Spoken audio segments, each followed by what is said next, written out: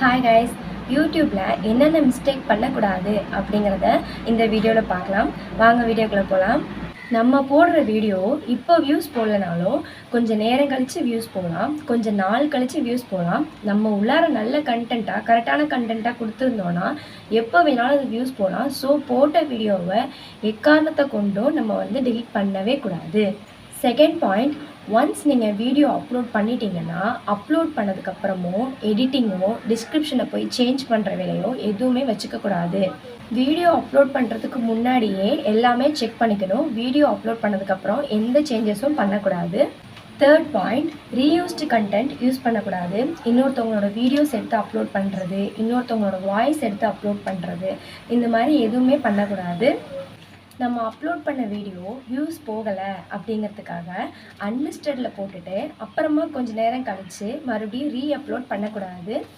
YouTube பொறுத்த வரைக்கும் எந்த வீடியோ வியூஸ் போகும்னு நினச்சி அப்லோட் பண்ணுறோமோ அந்த வீடியோ அவ்வளோக்கா வியூஸ் போகவே போகாது.